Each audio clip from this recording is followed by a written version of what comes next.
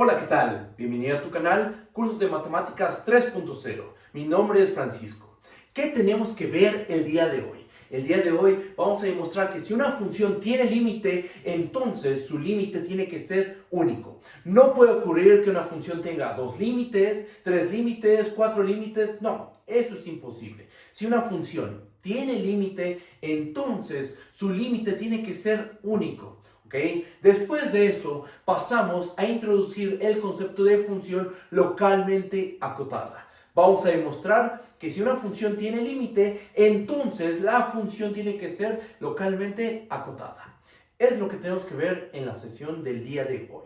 Recuerda, si te gustan mis videos, si te gusta mi trabajo, por favor, suscríbete al canal y dale una manita arriba al video. También recuerda que doy el servicio de clases particulares en línea. Si tienes problemas con alguna tarea, si quieres que te prepare para algún examen, si quieres que te dé un curso completo, por favor, contáctame vía WhatsApp. El WhatsApp se encuentra en la descripción del video y en la descripción del canal. Y bueno, pues no digo más. Vamos a comenzar.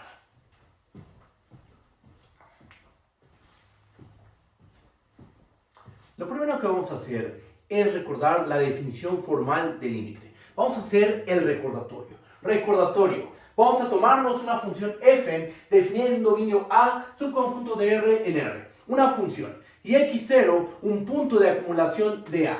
Decimos que el límite de f cuando x tiende a x0 es L, si para cada epsilon mayor que 0 existe delta que depende de la epsilon, tal que si x está en A y la distancia de x a x0 es mayor a 0 y menor a delta de epsilon, entonces la distancia de f de x a L es menor que epsilon. Nosotros ya trabajamos con esta definición, ya hicimos la interpretación geométrica del límite y ahora lo que vamos a hacer es, con esta definición, demostrar que el límite es único. Vamos a leer el teorema. Teorema. Vamos a tomar una función f, definida en dominio A, subconjunto de R en R. Una función. Con x0, un punto de acumulación de A. Si el límite cuando x tiene x0 de f de x es igual a L1 y el límite cuando x tiene x0 de f de x es igual a L2, entonces tiene que ocurrir que L1 es igual a L2.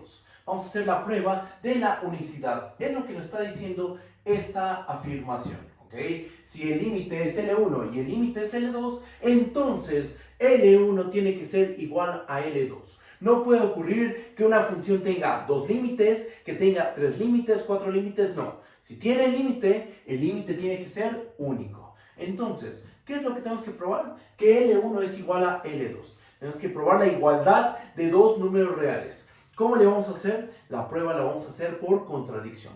Vamos a suponer lo contrario a lo que queremos demostrar. Vamos a suponer que L1 es distinto de L2 y nuestro objetivo es llegar a una contradicción. ¿Ok?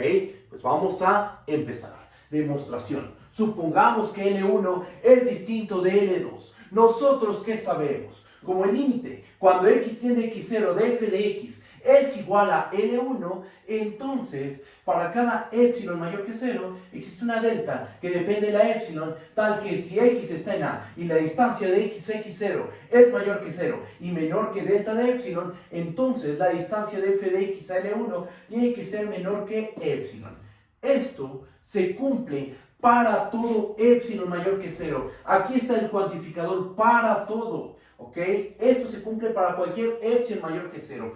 En particular, se cumple con epsilon igual a la distancia de L1 a L2 entre 2. Y a lo mejor algunos de ustedes se preguntan, ¿y cómo sabes que este número es mayor que 0? Como estamos suponiendo que L1 es distinto de L2, entonces la distancia de L1 a L2 tiene que ser mayor estricto que 0. Y dividido entre 2 sigue siendo un número mayor que 0. ¿Ok? Entonces, efectivamente este es un número positivo. Para esta epsilon particular, ¿qué podemos asegurar? Que existe un delta 1 mayor que 0, tal que si x está en A y la distancia de x a x0 es mayor a 0 y menor a delta 1, entonces la distancia de f de x a L1 tiene que ser menor a la distancia de L1 a L2 entre 2. ¿Ok? Estamos usando el hecho de que el límite de f cuando x tiene x0 es L1. Por otra parte, sabemos que el límite cuando x tiene x0 de f de x es L2. Entonces, siguiendo la misma lógica y tomando epsilon nuevamente como la distancia de L1 a L2 entre 2, existe una delta 2 mayor que 0, tal que si x está en A y la distancia de x0 es mayor a 0 y menor a delta 2, entonces, ¿qué vamos a tener? Que la distancia de f de x a L2 va a ser menor a la distancia de L1 a L2 entre 2. Después, ¿qué vamos a hacer? Vamos a tomar la mínima delta. Entre delta 1 y delta 2, esos dos números son comparables. Recuerden que cualesquiera dos números reales en la recta real son comparables. ¿Ok? Entonces, lo que vamos a hacer es tomar el mínimo entre delta 1 y delta 2. A ese número le vamos a llamar delta. Y vamos a tomar un número real en el dominio, cuya distancia x0 sea mayor a 0 y menor a delta. Bajo esas condiciones, ¿qué vamos a poder asegurar? Noten lo siguiente. La distancia de L1 a L2 por desigualdad triangular es menor o igual a la distancia de L1 a f de x más la distancia de f de x a L2. Pero una pregunta, ¿cómo es la distancia de L1 a f de x? La distancia de L1 a f de x va a ser menor a la distancia de L1 a L2 entre 2. ¿Por qué? Porque como la distancia de x0 es mayor a 0 y menor a delta, y delta es el mínimo entre estos dos números, vamos a tener en particular que la distancia de x0 es mayor a 0 y menor que delta 1. Y una pregunta, ¿qué sucede cuando la distancia de x0 es mayor a 0 y menor a delta 1? Si pasa esto, entonces la distancia de f de x a L1 es menor a este número. Y es justo lo que tenemos aquí. La distancia de L1 a f de x es menor a este valor. El mismo argumento, la misma lógica se sigue con el otro sumando. La distancia de f de x a L2, ¿por qué es menor a la distancia de L1 a L2 entre 2? Por lo siguiente. ¿Cómo tomaste tu punto x? De tal modo que la distancia a x0 sea mayor a 0 y menor a delta. Delta es el mínimo. Entonces, la distancia de x a x0 tiene que ser mayor a 0 y menor a delta 2. ¿Y qué pasa cuando la distancia de x a x0 es mayor a 0 y menor a delta 2? La distancia de f de x a L2 tiene que ser menor a la distancia de L1 a L2 entre 2. ¿Ok? Por esa razón, este sumando y este sumando, cada uno de ellos es menor a la distancia de L1 a L2 entre 2. Entonces, ¿qué terminamos obteniendo? Que todo esto es menor a la distancia de L1 a L2. Y eso es una contradicción. ¿Por qué? Porque empezamos con la distancia de L1 a L2. Llegamos a que esto es menor estricto que la distancia de L1 a L2. O sea, acabamos de llegar a que la distancia de L1 a L2 es menor a la distancia de L1 a L2. No puede ocurrir que un número sea menor estricto a sí mismo. Esta es una contradicción. Por lo tanto, ¿qué supusimos mal? Supusimos mal que L1 es distinto de L2 y, por lo tanto, podemos concluir que L1 tiene que ser igual a L2. Aquí está la prueba de la unicidad del límite. Sin embargo, yo creo que requiere un análisis geométrico esta parte de la prueba, así que déjenme borrar una parte del pizarrón y enseguida continuamos.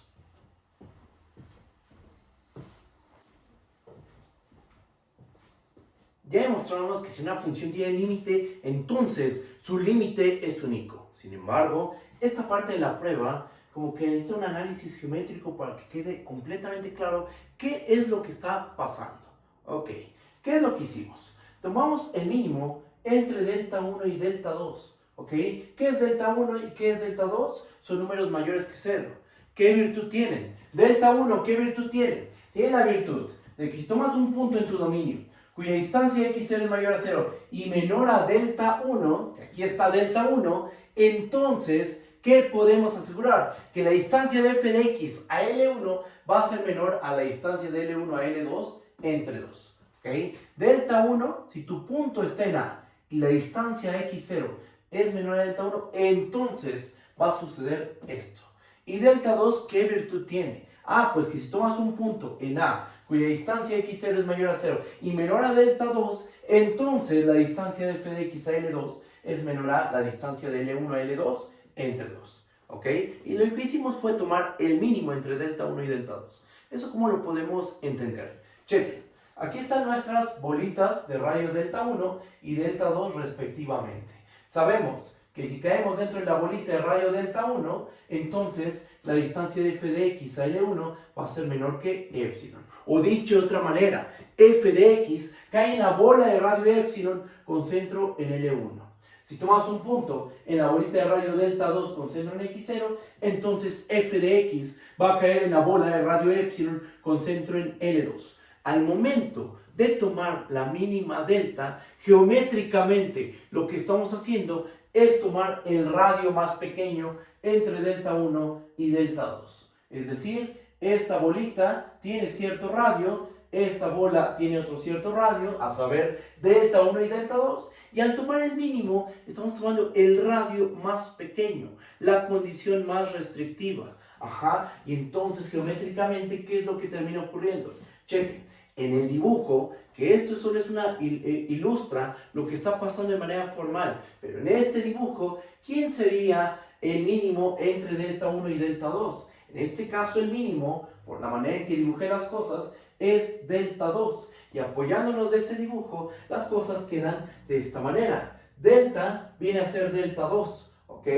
Y delta 1, bueno, aquí se encuentra ese radio. Y entonces si tomas un punto X en la bola de radio delta con centro en X0, te encuentras en la bola de radio delta 2, pero también en la bola de radio delta 1, ya que estás tomando el radio más pequeño. Te vas a encontrar en las dos bolitas y entonces el punto X, cuando le apliques la función f, va a caer tanto en la bola de radio epsilon con centro en L1 como en la bola de radio epsilon con centro en L2. Donde ¿quién es en este caso epsilon? Es la distancia de L1 a L2 entre 2. Es decir, estás garantizando, estando en este pequeño entorno, en el de radio delta con centro en X0, estás garantizando que la distancia de f de x a L1 y la distancia de f de x a L2 sea menor a la distancia de L1 a L2 entre 2, de manera simultánea.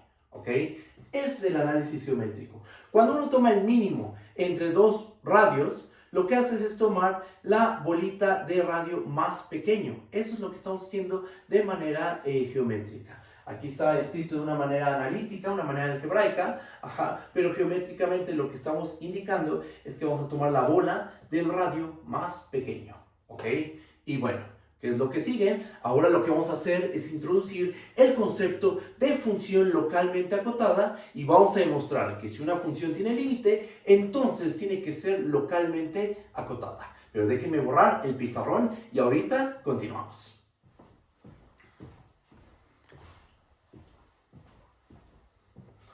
Ahora lo que vamos a hacer es introducir el concepto de función localmente acotada. Vamos a dar la definición y vamos a enunciar el teorema que indica que si una función tiene límite, entonces debe ser localmente acotada. Vamos a dar la definición. Tomemos una función f. Define el dominio A, subconjunto de R en R, una función, y x0, un punto de acumulación de A. Decimos que f es una función localmente acotada en el punto x0, alrededor del punto x0, si pasa lo siguiente. Si existe una m mayor que 0 y existe una delta mayor que 0, tal que si x está en A y la distancia de x a x0 es mayor que 0 y menor que delta, entonces el valor absoluto de f de x tiene que ser menor o igual a m.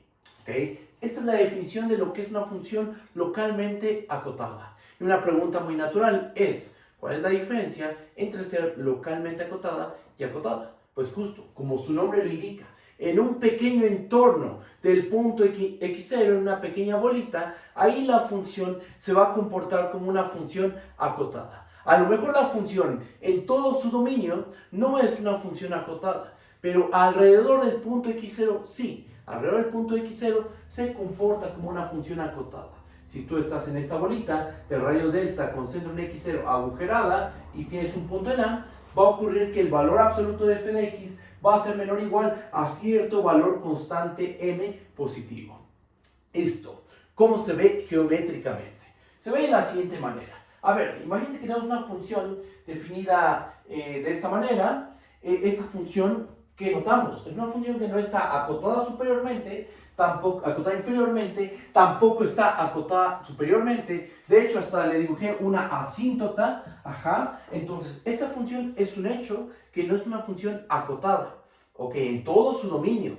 pero es localmente acotada en el punto x0. ¿Por qué? Porque en un pequeño entorno existe una delta mayor que 0, existe una m mayor que 0, tal que si tomas un punto en la bola de radio delta con centro en x0, ¿qué va a pasar con los valores de la función? Los valores de la función se van a quedar entre menos m y m, que recuerda que es lo mismo a pedir que el valor absoluto de f de x es menor o igual a m. Esto por lo siguiente, el valor absoluto número a es menor o igual a m, si y solo si menos m es menor o igual a m, ¿ok? Teniendo en cuenta esto, pues lo que estamos indicando aquí es que si tomamos un puntito que esté en A y en la bola de radio delta con centro en x0, ¿qué le va a pasar a los valores de la función? Los valores de la función van a quedar entre menos m y m, o valor absoluto de f de x es menor o igual a m, como lo quieras decir, ¿ok? Igual tomamos aquí otro punto, este va a caer por debajo del eje x, y nuevamente f de x cae entre menos m y m, lo cual es equivalente a decir que el valor absoluto de f de x va a ser menor o igual que m. Esta es la definición de una función localmente acotada. Se puede demostrar que toda función acotada es localmente acotada, pero el regreso no es válido, ¿ok? ¿Qué es lo que vamos a ver a continuación? Vamos a ver que toda función que tiene límite en un punto x0 debe ser localmente acotada en dicho punto, ¿ok? Vamos a enunciar el teorema. Teorema. Vamos a tomarnos una función f definiendo dominio A, subconjunto de R en R, una función, y x0 un punto de acumulación de A. Si la función f tiene límite L cuando x tiende a x0, entonces esta función tiene que ser localmente acotada en el punto x0. ¿Ok? ¿Vamos a hacer la prueba de este resultado? Por supuesto que sí, pero déjenme borrar el pizarrón y enseguida continuamos.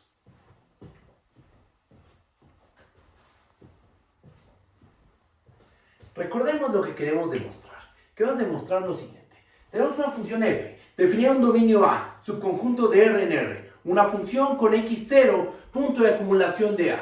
Si la función tiene límite L cuando x tiene x0, entonces vamos a tener que la función f es localmente acotada en el punto x0. Es lo que queremos demostrar. Vamos a empezar la demostración. Demostración. Por hipótesis, el límite cuando x tiene x0 de f de x es L. ¿Eso qué quiere decir? Por definición, para cada epsilon mayor que 0, existe una delta que depende de la epsilon, tal que si x está en A y la distancia de x a x0 es mayor que 0 y menor que delta de epsilon, entonces la distancia de f de x a L tiene que ser menor que epsilon.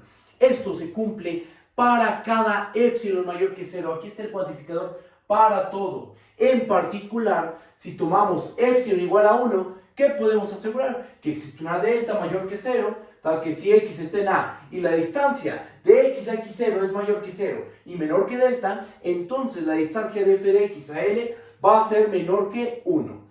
Antes de continuar con la prueba, dos recordatorios. Para cualesquiera números a y b en R, el valor absoluto del valor absoluto de A menos el valor absoluto de B es menor o igual al valor absoluto de A menos B. A esto se le conoce como la otra desigualdad del triángulo o la desigualdad del triángulo invertida. Y otro recordatorio más, el valor absoluto del número A es menor que R si y solo si menos R menor que A menor que R.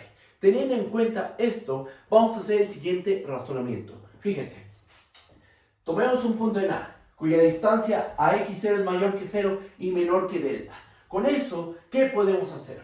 Por los recordatorios, el valor absoluto del valor absoluto de f de x menos el valor absoluto de L es menor o igual, y justo aquí estamos ocupando el recordatorio, es menor o igual a valor absoluto de f de x menos L. ¿Ok?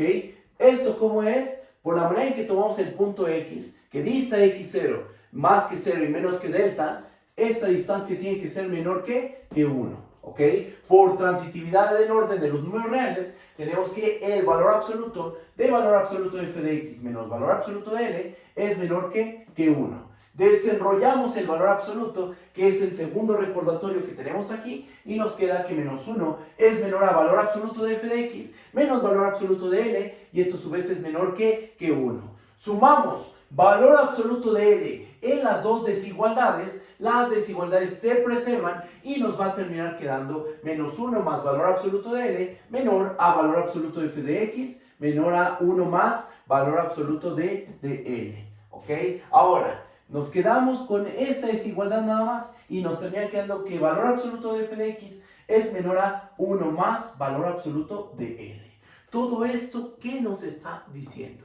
Fíjense, ¿qué podemos concluir de todo esto? Si x está en A y la distancia de x a x0 es mayor a 0 y menor a delta, entonces lo que terminamos concluyendo es que valor absoluto de f de x es menor a 1 más valor absoluto de L. Y yo les digo, aquí terminó la demostración. ¿Por qué? Porque encontramos una delta mayor que 0, que es esta. Encontramos un número m mayor que 0, el cual es 1 más valor absoluto de L, tal que la función en la bolita de radio delta con centro en x0 se comporta como una función acotada. ¿Por qué? Porque si tomamos un punto en A cuya distancia x0 es mayor que 0 y menor que delta, entonces el valor absoluto de f de x es menor que este valor constante m, a saber, 1 más valor absoluto de L. Con esto hemos demostrado que nuestra función f es localmente acotada en el punto x0 y con esto se concluye la demostración de este teorema. Hasta aquí llegó la sesión del día de hoy. Por favor, si te gustó el video, dale una manita arriba y suscríbete al canal. Nos estamos viendo en el próximo video. Hasta luego, bye bye.